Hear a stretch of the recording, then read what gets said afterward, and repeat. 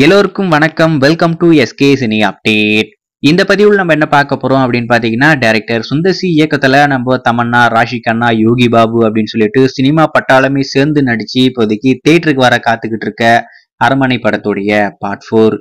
இதுக்கு ஒரு எண்டே இல்லையா அப்படின்றதுதான் நம்ம எல்லாருக்கும் இருக்கிற ஒரு கேள்வி. ஆனா நம்ம சுந்தசி என்ன சொல்றாருன்னா, எனக்கு படம் பண்ற ஐடியாவே இல்லை, எனக்கு என்ன படம் பண்ணணும்னே தெரியல, எந்த ஒரு கதையும் மைண்டுக்கு வரல, ஏதோ ஒன்று யோசிச்சுக்கிட்டு இருந்தேன்.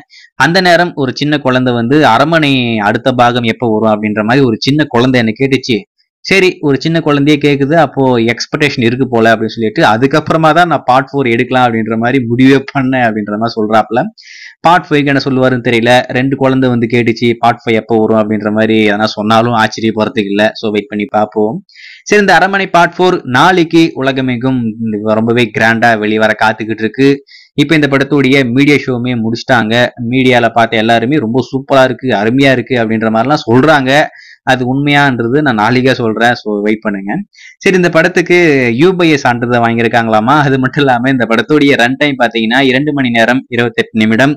இன்டர்வெல்லாம் சேர்த்தீங்கன்னா 2.25 மணி நேரம் இந்த ஒரு படத்துக்காக நீங்க தியேட்டர்ல டைம் ஸ்பெண்ட் பண்ற மாதிரி வரும். படம் எப்படி இருக்குன்னு தெரியல. ஒரு ரிப்போர்ட் வந்திருக்கு, நம்ம அதை நாளைக்கு அவன் சொல்லுவோம்.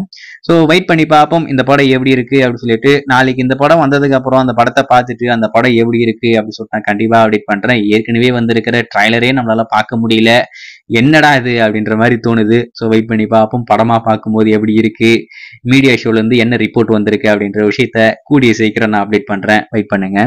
எல்லோருக்கும்